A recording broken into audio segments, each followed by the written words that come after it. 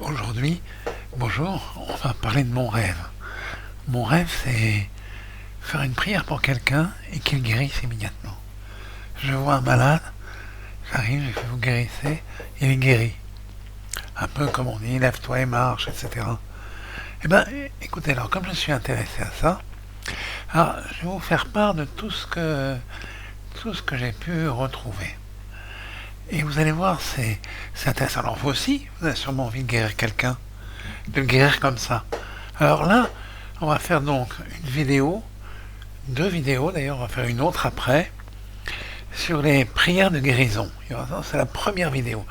Cette vidéo, elle est plus sur le côté un peu les prières, donc c'est un peu religieux, c'est un peu quelque chose avec le divin. Et l'autre, elle sera plus sur quelque chose un peu plus dans la rationalité, mais quand même avec cette notion de prière. Donc première vidéo, alors on se pose une question, c'est faire une prière pour obtenir une guérison. Alors vous allez me dire, ouais, oh, on a prié pour tel et tel, ça n'a pas vraiment marché, ou des choses comme ça. Je vais vous raconter l'histoire. Avant que je vous raconte l'histoire, n'oubliez pas euh, de liker, de partager et de abonner. Partager, prière de guérison, c'est important. Partagez-le avec d'autres gens. Parce que comme ça, ils vont prier aussi, ils vont y avoir plein de guérisons. Vous savez que, avant que je vous raconte l'histoire, il y a des gens qui ont fait des études pour voir si les prières aidaient la guérison. Et ils se sont aperçus qu'effectivement, ils avaient un plus grand succès de guérison lorsque des groupes priaient. Vous voyez? Il y a même en Chine, où ça on en reparlera, où des phrases ont été dites, des espèces, c'est pas vraiment des prières, ont été faites et on a obtenu des guérisons de façon étonnante. Mais j'en parlerai dans la deuxième vidéo. Alors, première chose, l'histoire que je vais vous raconter, c'est celle d'un roi qui s'appelait Hiskiaou. Ce roi, il était très très proche de Dieu. Donc, il y avait un livre à l'époque qui existait qui s'appelait le livre des guérisons. Lorsque quelqu'un était malade, il prenait le livre, il l'ouvrait, et il obtenait la guérison. Il disait par exemple, vous êtes malade de ça, alors prenez telle plante le matin, et vous guérirez. Et tout le monde guérissait.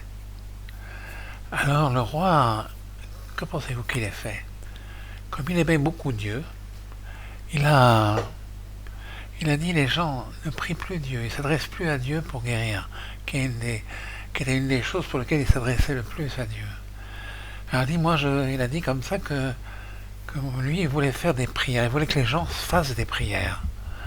Alors il a pris le livre des guérisons. Alors il y en a qui disent qu'il l'a détruit, d'autres qui disent qu'il l'a caché. Et tous les objets qui étaient comme ça, vous voyez, il y avait vous savez, le bâton de Moïse avec un serpent, ce qui a donné le caducée comme symbole en France de la médecine. Eh bien, il l'a pris, et ça aussi, il l'a détruit, parce que les gens lui voient un culte à ce caducée qui guérissait tout le monde, etc. Donc tous les objets, tous les livres qui obtenaient guérison, il les a détruits. C'est comme si aujourd'hui on détruisait tous les livres de médecine et on disait non, maintenant vous allez faire que prier. Alors, ce qu'il voulait, c'était la prière. Bon, il y en a qui n'ont pas voulu, qui n'ont pas adhéré. Moi, je sais que si j'avais été à l'époque, je ne sais pas si j'aurais, parce que c'est difficile une prière. Des fois, on n'a pas la foi dans cette prière. Or, la foi dans la prière, elle est extrêmement importante comme on va le voir. Et alors, il a détruit, et alors les gens,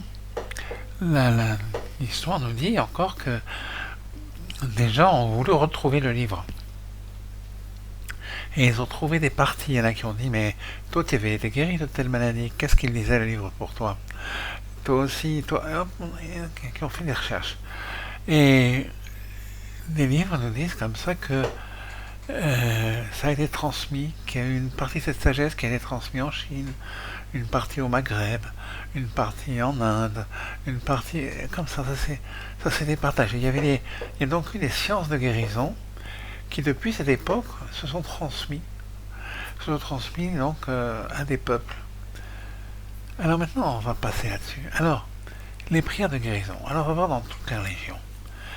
Déjà, dans celle qui est plus chère, c'est la religion juive. Alors, vous allez voir je vous ai déjà fait une vidéo où je vous ai expliqué comment l'hindouisme et le judaïsme avaient un rapport et même une proximité religieuse extraordinaire. Alors, dans le judaïsme, comme dans l'hindouisme d'ailleurs, on utilise des noms. Dans l'hindouisme, on appelle ça des mantras, dans le judaïsme, on appelle ça des shemot. C'est-à-dire qu'on va utiliser des noms qui ont une puissance. Ce qu'on appelle le koach hadibur, c'est-à-dire la puissance de la parole. Alors, la puissance de la parole, ça a deux significations. Premièrement, quand vous dites à quelqu'un tu vas guérir, ça a une puissance. C'est-à-dire que la parole, en hébreu, parole et chose, ça veut dire la même chose. C'est-à-dire qu'une parole peut se transformer en quelque chose. Ça, c'est important.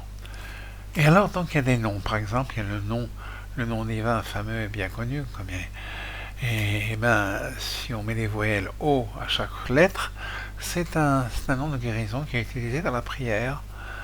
Il y a plein de noms de guérison. Il y a plein de noms d'anges qui sont guérisseurs. Raphaël, par exemple, est un ange guérisseur. Il y a des noms aussi qui sont plus complexes. Alors, je vais pas les citer ici parce que j'avais déjà fait une vidéo où j'avais cité les 72 noms divins, etc. Et là, je voudrais simplement dire qu'il y a des noms comme ça, qu'en les répétant comme un mantra, ils sont guérisseurs. Donc il y a les mantras guérisseurs dans l'hindouisme, il y a les mots guérisseurs dans le judaïsme. Il y a des prières spéciales un peu partout. Et là, on arrive dans quelque chose qui est important parce que on va avoir une aide à la prière de guérison grâce à ces mots. Donc c'est très important.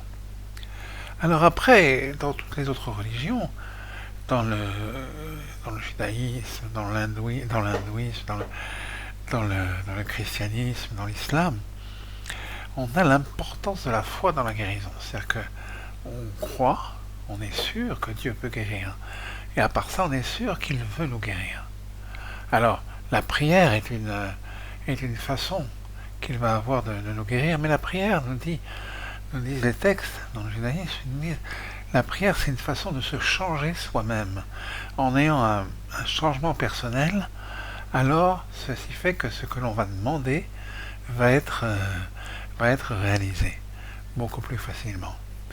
Dans l'islam, Dieu est appelé le Dieu de guérison. Donc, en fait, on voit que là aussi, il y a ce rapport direct avec le divin qui amène la guérison.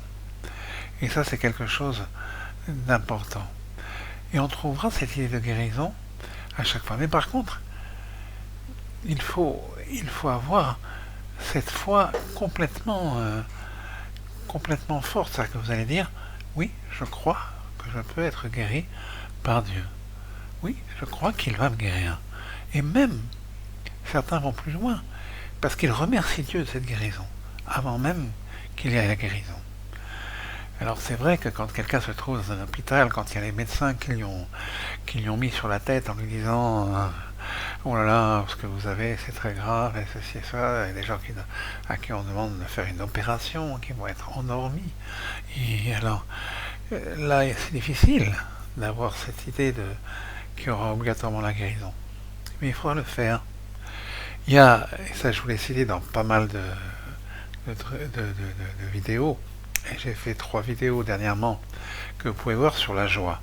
La joie, selon les kabbalistes, surtout ceux des maîtres chassidiques, est un moyen, c'est un canal, c'est une espèce de clé pour amener à ce que notre prière soit réalisée.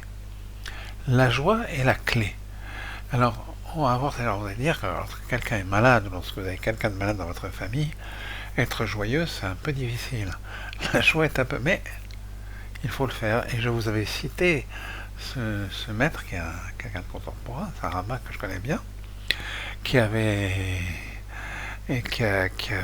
fait... Alors, il était très malade, à un moment donné, les médecins l'ont plus ou moins condamné, si l'on peut dire. Et il a fait que siffler et chanter, siffler et chanter. Et il chantait des chansons, il sifflait, il fredonnait, etc. Et à force, il a guéri. Dans le même sens, vous avez Norman Cousins qui avait une maladie des articulations, je crois que c'était une spondylarthrite anchylosante, et qui lui, il a écrit un livre d'ailleurs là-dessus. Et lui, lorsqu'il a fait, il a mis des films drôles, Charlie Chaplin, je sais pas, il a regardé ça toute la journée, et il faisait tout pour être joyeux. Ainsi, c'est comme ça qu'il a guéri de cette maladie qui est extrêmement difficile à guérir. Et il a guéri. Donc vous voyez, il y a des clés, il y a cette prière qui est importante, et, et cette foi dans la guérison est la clé qui est la joie. Alors, et bien sûr les mots de guérison, qui sont appelés mantras, schémas, etc. Et quand même, quand c'est des noms d'anges, eh ben, ça a quand même, c'est un mot de guérison, parce que très souvent les noms d'anges, lorsqu'on parle de Raphaël, ça veut dire elle, elle, elle, c'est un nom de Dieu. Elle, quand vous voyez que les, les, les musulmans ont pris ce mot elle et ils l'ont pris à l'endroit et à l'envers, parce que ça fait Allah. Et, et lorsque les Raphaël, c'est Dieu guérit. Rapha, c'est la guérison. Voilà. Et donc, c'est Dieu guérit. Le mot Rapha, c'est un mot qui est utilisé avec des combinaisons de lettres. C'est très intéressant et qui permet aussi la guérison. Et voilà. Donc, dans les noms de Dieu, vous verrez qu'il y a plusieurs terminaisons de noms qui sont utilisées pour créer des mots de guérison.